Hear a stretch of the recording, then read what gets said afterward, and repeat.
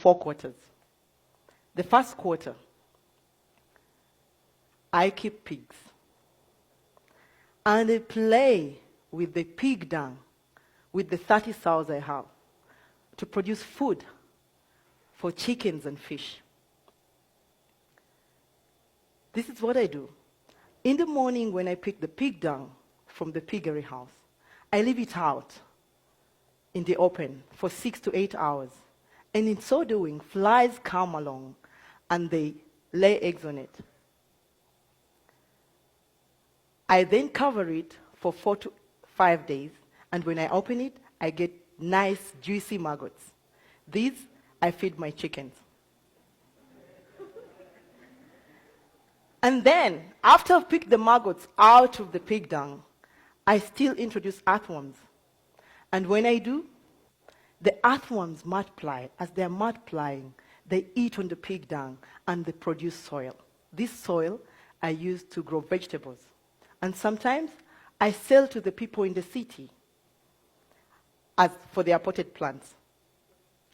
And as the earthworms multiply, they excrete. When they excrete, I use their excreta as a pesticide and a fertilizer for my garden. Pig dung is gold to me because I save 80% of my cost of production by feeding the chickens and the fish, which I wouldn't have done if I was using commercial feed. The second quarter, I keep cattle. While almost everyone in Uganda uses firewood and charcoal to cook, I use dung for the cows.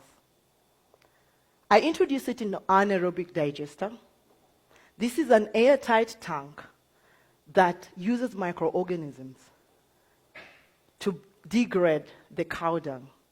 And in the process, it produces biogas that I use to cook. I don't have soot, while the rest of the people who use charcoal and firewood do. And in the process, I save on what would have happened if we cut down trees to make charcoal and biogas. Because when we do that, we bring climate change issues. The slurry that comes out of the biogas, I use this as manure for my farm. In this third quarter, I grow matoke or plantain. This is my staple food. And just like maize is the staple for South Africa, wheat for the US, and rice for the Asians. So, where I have my farm, everyone believes that nothing can ever grow there because the soils are red.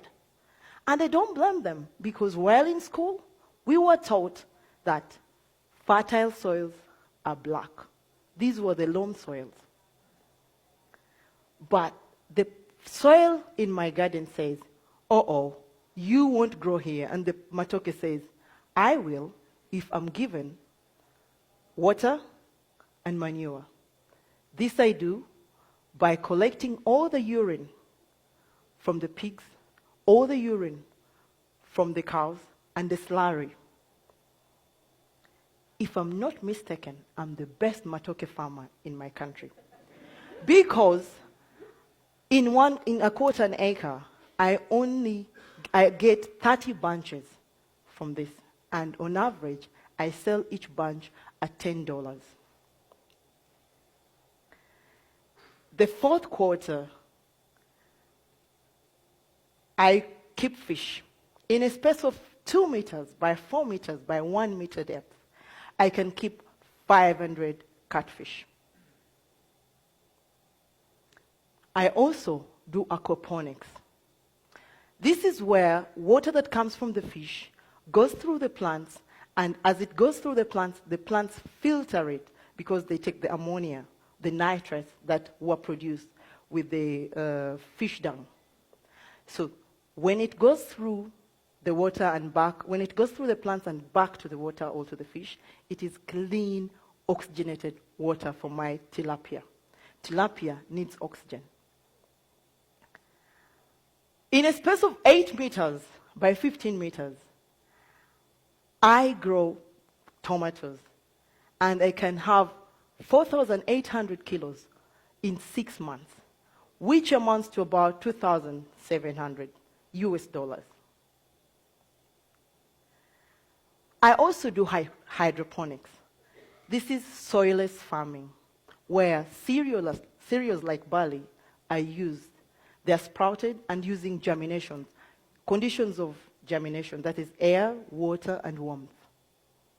And when I do that, in 6 days, I produce food for my animals. In a space of 20 feet by 6 feet, that's just about a container, I can grow fodder for 4 kilograms of fodder for either 100 pigs or 25 cows, or 1,500 chicken. And if my pigs eat this, they enjoy, I produce good quality pork. If my chickens eat this, I have yellow yolk eggs, which I sell expensively because they're organic. And if the cattle eat this, I'll have milk without having to struggle to cut down trees or moving around looking for grass. Out of the proceeds from the farm, my husband and I decided to build a primary school. This school teaches sons and daughters of African farmers the 3 things Africans are failed to teach their children: time management, value of money, and the culture of saving, by teaching them modern methods of agriculture. And it's amazing what these young children, their minds can grasp. I'll give you an example. We have a 10-year-old. After only 3 months in our school, he went to his father's home in holiday. And this is what he did. He overturned the compound, got tires from the garage, broken wheelbarrows, sacks, and made a vegetable garden. They enjoy this at home, and they sell some to the rest of the neighbors. Whenever you lack, you think. Now, when we built the school, we didn't have enough money to build a sock pit. So we were worried, but we needed to start. And the first day of the school, this is what happened. A lot of water gushed out of the showers. And we're like, wow, this is too much. But we use this as an opportunity.